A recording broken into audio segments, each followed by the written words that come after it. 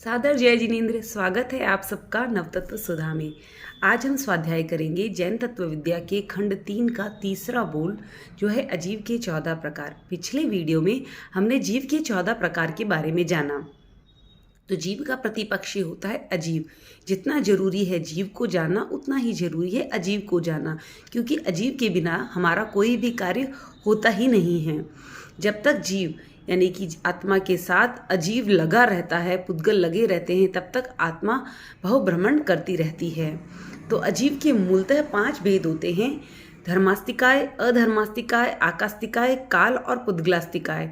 इनकी चर्चा हमने जब खंड 2 का पहला बोल किया था, वहाँ पे हमने इनको विस्तार में जाना था। मैं लिंक शेयर कर दूंगी डिस्क्रिप्शन में, आप उसे भी देख सकते हैं। लेकिन आज हम इन 5 के जो उपभेद होते हैं उनको जानेंगे, जिनको करने से अजीव के 14 प्रकार बन जाते हैं।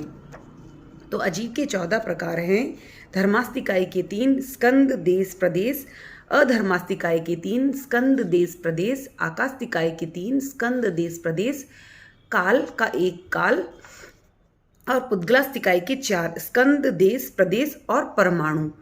केवल पुद्गलास्तिकाय के एक अलग आ गया परमाणु, बाकी स्कंद देश प्रदेश सब में एक जैसे ही हैं। अगर हम स्कंद की बात, धर्मास्तिकाय के 3 भेदों की बात करें, स्कंद देश प्रदेश, तो धर्मास्तिकाय द्रव्य से एक द्रव्य है, उसके अलग अलग हिस्से नहीं किए जा सकते। लेकिन जब हम कल्पना करते हैं कि हाँ, उस जो पूरा धर्मास्तिकाय है वह एक स्कंद, जब उसका एक हिस्से की कल्पना करते हैं तो वह देश, और उसके सबसे छोटे हिस्से की कल्पना करते हैं तो उसे प्रदेश कहते हैं। ऐसा ही हमें अधर्मास्तिकाय और आकास्तिकाय के लिए समझना चाहिए। अब बात करते हैं पुद्गलास्तिकाय के 4 भेद की। तो पहला है स्कंद।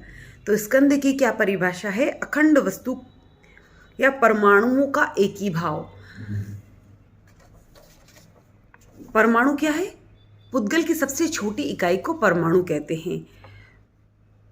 तो स्कंद क्या हुआ? अखंड वस्तु, यानी कि जो पूरी वस्तु है, परमाणुओं का पूरा एक ही भाव है, उन्हें यहाँ स्कंद कहा गया है। अगर हम इसे उदाहरण से समझें तो एक वस्त्र लेते हैं, जैसे कि हमने एक शर्ट लिया, तो शर्ट क्या है? पूरा एक वस्तु है, तो वह हो गया स्कंद। आगे बढ़ते हैं। दूसरा प्रकार है पुद्गलास्तिकाय का देश। तो वस्तु का बुद्धि कल्पित एक हिस्सा, अगर बुद्धि से हम वस्तु की एक हिस्से की कल्पना करें, जैसे हमने शर्ट के एक बाजू की कल्पना की, तो वह हो गया देश। फिर तीसरा है प्रदेश। वस्तु के संलग्न उसके अविभाज्य हिस्से को प्रदेश कहते हैं। जिस प्रकार हमने एक हिस्से की कल्पना की, जैसे कि बाजू शर्ट की, लेकिन जब हम वस्तु के सबसे छोटे हिस्से की कल्पना करते हैं तो वो हो गया प्रदेश, जिसका फिर से विभाजन नहीं हो सके। लेकिन प्रदेश क्या होता है?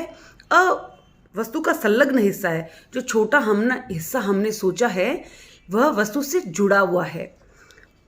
चौथा प्रकार है परमाणु। पुद्गल की अविभाज्य इकाई को परमाणु कहते हैं। जो पुद्गल की अविभाज्य इकाई है, जिसे फिर से विभाजित न किया जा सके, उसे कहते हैं परमाणु। जब हमने प्रदेश की बात की तो वह जो सबसे छोटा हिस्सा था वह वस्तु के संलग्न था, उससे जुड़ा हुआ था, हमने उसकी कल्पना की।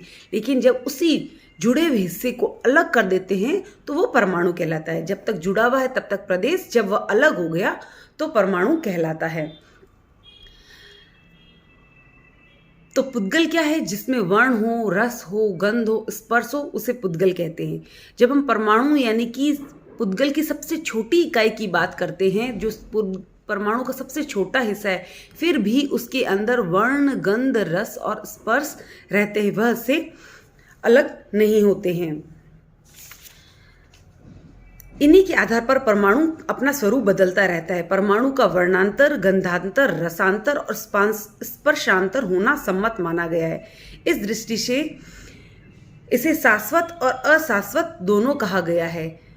शाश्वत और अशाश्वत दोनों मतलब कि जब परमाणु मूल स्वरूप में जो परमाणु है वह शाश्वत भाव है, हमेशा परमाणु रहेगा। लेकिन जब वह 2 परमाणुओं का एक ही भाव हो जाता है तो वह द्विप्रदेशी, 3 जुड़ जाते हैं तो त्रिप्रदेशी, इसी प्रकार असंख्य प्रदेशी, अनंत प्रदेशी पुद्गल बनते रहते हैं। तो जो ये अवस्थाएं बदलता रहता है, इस कारण इसे अशाश्वत भी कहा गया है। तो ये हमने समझे अजीव के 14 प्रकार। बहुत ही इजी था, लेकिन जब हम इनको अच्छे से इनको नहीं समझते हैं तो आगे तत्व ज्ञान में जब हम आगे बढ़ते हैं तो हमें दिक्कत आती है। तो इसीलिए इन छोटे छोटे बोलों को हमें, जो कि बेसिक है, बहुत अच्छे से समझना चाहिए। अगर आपको वीडियो पसंद आया है तो इसे लाइक कीजिए, ज़्यादा से ज़्यादा शेयर कीजिए और चैनल को सब्सक्राइब कीजिए ताकि आगे आने वाले वीडियो आपसे मिस न हो। ओम अरहम।